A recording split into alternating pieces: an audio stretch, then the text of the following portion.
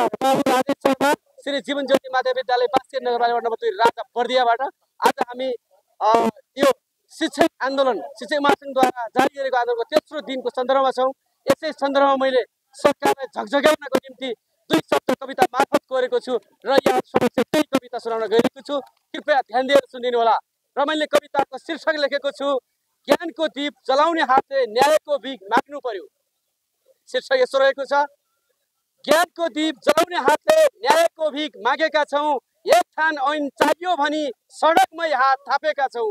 एक थान ऐन चाहियो भनी सडकमै हात थापेका छौँ।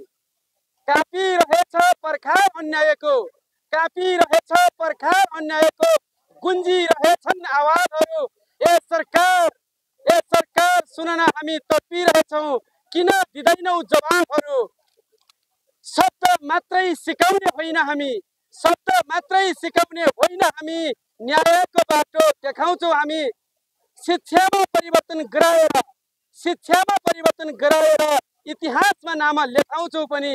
सङ्घर्षको झन्डा हाम्रो, सङ्घर्षको झन्डा हाम्रो, झुक्न दिन्नौ कहिल्यै पनि।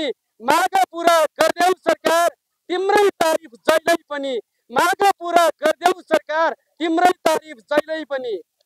नारा मात्रै होइन हाम्रो, पीडाको स्वर गुन्जिएछ। नारा मात्रै होइन हाम्रो, पीडाको स्वर गुन्जिएछ। तीन दिन भइसक्यो झन्झन जुलुस उर्लिएछ। 3 दिन भइसक्यो झन्झन उर्लिएछ।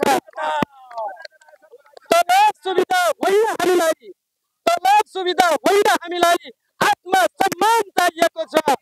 पटक पटक सम्झौता भए धेरै धोका पाइएको छ। पटक पटक सम्झौता भए धेरै धोका पाइएको छ।